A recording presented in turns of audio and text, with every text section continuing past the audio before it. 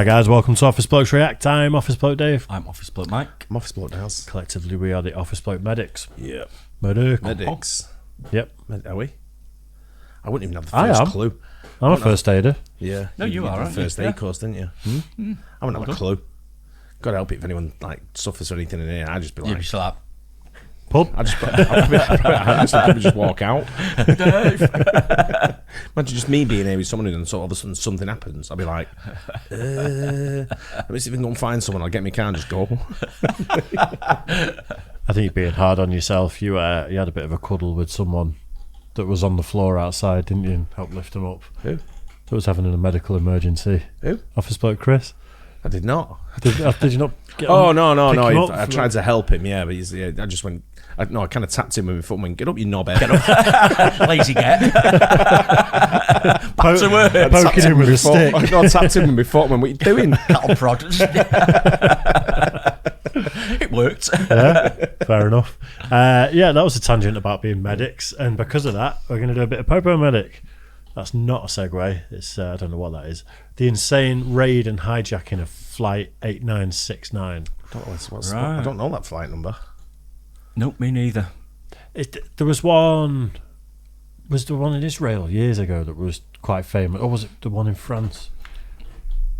I've definitely seen something about one where the special forces just managed to get on there and sort the situation out, and it was hijackers and stuff. Can't remember which one it was, that, to be honest. But I guess we'll find out. Yeah. Let's watch a video about Why it. not? Yeah, I'll tell you. Let's have a look. Let's do it. Popo Medic. This insane raid and hijacking. The insane raid and hijacking of Flight 8969. Monday, December 26, 1994. A routine commercial flight traveling from Algeria to Paris, along with its 232 passengers and crew, was hijacked by a four-man team disguised as Algerian police. The hijackers, armed to the teeth, seized the cockpit and initiated comms with the authorities, identifying themselves as a terrorist group seeking the release of their fellow members imprisoned in Algeria, prompting a hellish 54-hour siege and a response from a team of French special forces who stormed the plane and terminated the terrorists in under 22 minutes. I do remember it. Yeah, Yeah, I think I do now. it's the one I was thinking of. I just couldn't Yeah. remember if it was France or Yeah, France, yeah. There was I went on a security course once because I used to do, people who don't know, I used to do air freight.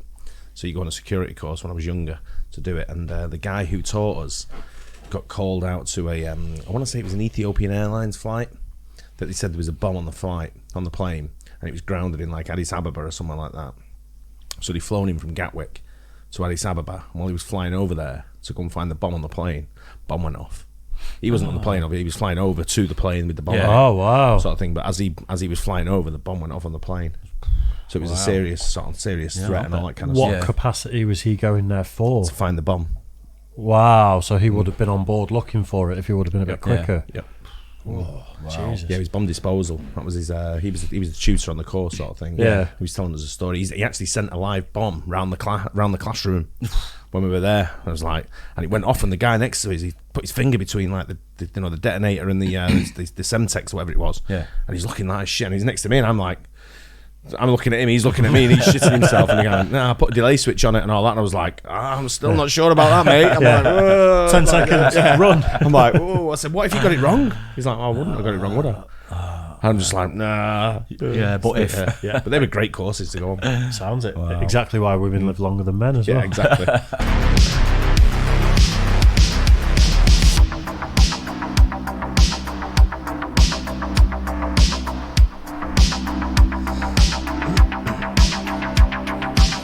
In 1991, Algeria found itself in a civil war. Following a controversial electoral victory, the war would continue to escalate throughout the decade and would be dubbed internationally as the Black Decade, with fatalities reaching upwards of 200,000. And despite this conflict, Air France continued servicing the Algerian capital. And on Christmas Eve of 1994, Air France Flight 8969 arrived like clockwork at 7 a.m. at the Algiers airport, and was scheduled for a return flight to Paris with a takeoff time of 11:15 a.m. 220 passengers aboard, many of whom were returning home for Christmas. The 12-person Air France crew prepped the aircraft for the flight ahead, as 4 men boarded the aircraft utilizing the air stairs. The men were wearing the blue uniforms of the Algerian Presidential Police with an Air Algier logo and verbally identified themselves, announcing they would need to perform a routine passport check. Armed with AK-47s, an Uzi, hand grenades, and dynamite, passengers already buckled in their seats became skeptical. The leader of the group, Abdul Yahya, entered the flight deck while the remaining 3 walked down the aisles, checking passports. And by 11:30 a.m., the Algerian military staged along the runway became suspicious after realizing Flight 8969 was falling behind schedule. An Algerian Special Intervention Group moved in to have a closer look. Upon making contact with the crew, Abdul announced that they were in fact GIA, an Algerian-based terrorist group at war with the Algerian government and its allies. And almost immediately, an international crisis was broadcast across the world. French Prime Minister Edouard Balladur was pulled back to the Élysée Palace from his Christmas vacation and held a crisis team meeting to find a solution. Abdul demanded that the aircraft fly to Paris for a press conference, and to prove he meant business, an off-duty police officer and a Vietnamese diplomat on board were executed when his demands were not met. The French government attempted to bring French military personnel into Algeria. However, the Algerian government denied permission for foreign military to land on their soil to handle an Algerian political crisis. Prime Minister Balladur exerted strong pressure on the Algerian government to allow the aircraft to take off, as the French airline was state-owned, and almost a third of the passengers were French. And around 2 a.m. on Christmas Day, It's a hell of a gamble, that, isn't it? Getting them to take off so they can enter your airspace and then you can handle deal it. with it. Yeah, Problem is they were serious guys, weren't they? Because they shot 2 people already. Then they're going to think, listen, just got to let them go. The demand is you want to fly to Paris. Let them fly to Paris and we'll deal with it. Buy some time, doesn't it? That's what it does. Does, yeah. And we'll deal when we get here. Yeah. I'm thinking this ain't going to end well for the terrorists. I think I know what happens. I mean, we saw at the beginning that obviously special forces raid the plane. Yeah. But I think I've watched something years ago about this. When you're dealing with the special forces of any country, You're on a losing. You're losing. Yeah. Unless you're special forces. Yeah. With a team behind you. But I think a lot of these terrorist people probably rate themselves quite highly, don't they, in terms of that? Yeah, but you get a special for the training and the equipment and everything they've got. They don't fuck the about. know-how. No. That's what either. That's what they're trained for, isn't kill it? you, and they'll go and sleep at night. They don't give a shit. Yeah. Straight in the head, done, finished. Yeah. It's what they've been training for. Go do your job. Yeah, they have a plan in place. They go about the plan, execute it, and then sort them out. Yep. They always do. Yeah. the Consulate General of France received new information through a GIA. That was Sarkozy, wasn't it? Look like it, yeah. Maybe that's his job before he was Prime Minister, was it? CIA informant who stated Abdul's plan was to send an international message by using the plane as a bomb and taking out the Eiffel Tower. French police confirmed this plan after a raid on a Parisian safe house. Meanwhile, an elite French counterterrorism unit known as the GIGN boarded an Airbus 300 and orchestrated and rehearsed a raid on Flight 8969. Abdul threatened to kill one passenger every 30 minutes unless the Algerian government cleared the runway for takeoff. He then threw the body of hostage Yannick Benet down the air stairs, and after 39 hours of the hijacking, the Algerian authorities gave in and cleared the flight for takeoff. However, there was a major fuel problem, as the plane had been running on low power since the hijacking. Therefore, a refueling stop was scheduled in Marseille, France. Major Dennis Favre of the GIGN scrambled his team of operators and headed for Marseille. I'm not sure of the geography, but would that work in their favour, Algeria to Marseille, if the plan was to crash the plane into the It's closer. Eiffel Tower? So there's a refuel. Yeah. So you're going from North Africa to the south of France into Marseille. Yeah. I'm And guessing then that's Marseille south of and then France. Paris is like in the centre, innit? Of, So Yeah. if it would have been fully fueled, it may have been that they wouldn't have had to stop at Marseille and they just Correct. would have gone straight into the Yeah. Eiffel Yeah. Tower. Yep. So that might actually be a little bit of luck. Yeah. I Yeah. didn't realise that was the plan, to be honest. No, I didn't. What, that's what he said. No, I didn't realise. Oh, at the time. Yeah, at the time that was the sort of that was the plan. Right.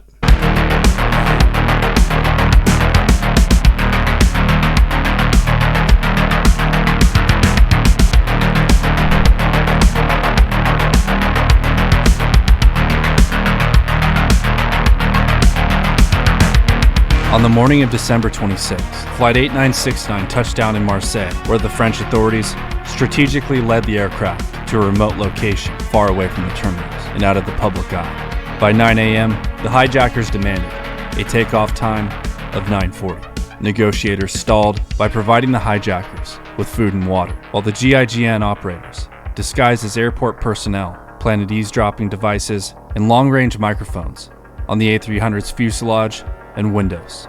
Within 4 hours, the GIGN had located all hijackers and knew their whereabouts and positions within the aircraft. Major Dennis Favor placed snipers on the roof and organized a group of 30 men with 3 passenger boarding stairs to storm the aircraft. They planned to have 2 teams open the left and right rear doors, while a 3rd team would open the front, with the goal of isolating Abdul in the cockpit from the rest of the aircraft. They loaded out and waited for sundown to begin their raid. But by 5 p.m., frustrated that the French authorities had still not provided fuel, Abdul and his men fired around the aircraft and began reciting verses from the Quran.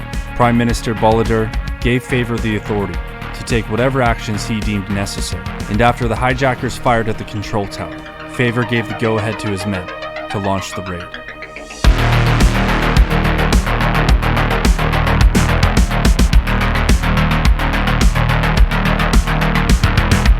As the boarding stairs approached the aircraft, the hijackers became aware of the assault. Due to the elevated height of the stairs relative to the door, the GIGN forces were unable to enter the aircraft uniformly, leading to a delay in repositioning the stairs. Once they made entry, the hijackers opened fire. A GIGN operator squeezed the trigger of his MP5, resulting in the instant death of Abdul. The other 2 teams entered through the rear of the aircraft, and a fierce gunfight ensued, followed up by a barrage of flashbangs. Must be horrific. Snipers positioned on the tower were unable to get a clear shot as the co-pilot, seeking shelter in the cockpit, blocked their view.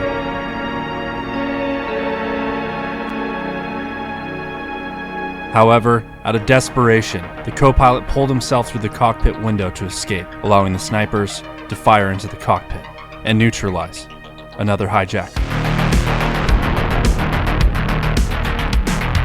By this point, 3 out of the 4 hijackers had been fatally shot, and the teams began securing the plane and evacuating passengers.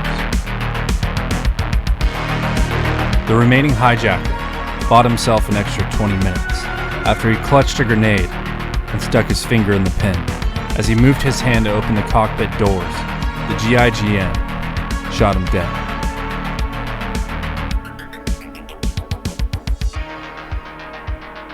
GIGN forces began a final clearing of the A300, and after a hellish 54 hours, the incident ended at 5:35 p.m., with GIGN Commander Dennis Favor reporting to the tower that the situation was over.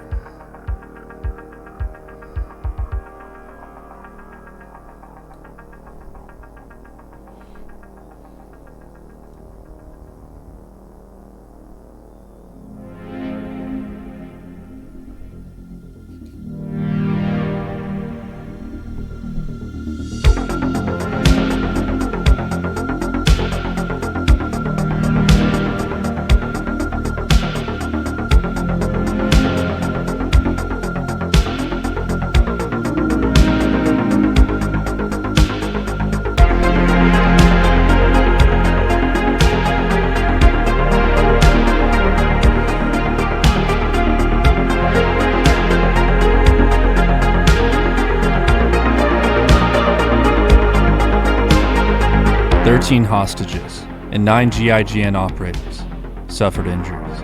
All 22 made a full recovery. In retaliation of the raid, the GIA killed 4 Roman Catholic priests in Algeria only a few short hours after the event took place. 3 of the priests were French. The leader of the GIA admitted that the group had planned to detonate the aircraft over the Eiffel Tower, but the plot was never attempted again. Over the next 2 years, the Algerian military hunted down the remnants of the GIA, and they were eliminated completely by 2003. The elite French counterterrorism unit gained worldwide fame for the raid. Major Dennis Favor reported that a bounty was placed on his head after the event took place, and he remains anonymous to this day.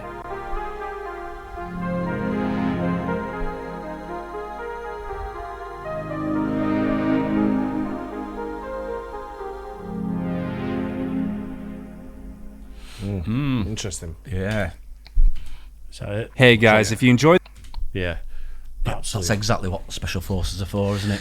Like I say, Yeah. it's a losing battle, isn't it? Once you go toe to toe with any special forces, unless you're special forces with a team. Yeah. It's just Forget sad. it. It's sad that there's people out there that still want to do this sort of stuff. I know. It's just like, I get that people are trying to get their message to as many people as possible and Ways to to do bully the world into doing what they want, but the idea that people still want to go after innocent, Yeah. families and things terrible. like that on planes is just disgraceful. It's so bad. What do you do if you're on a plane and someone tries to hijack it?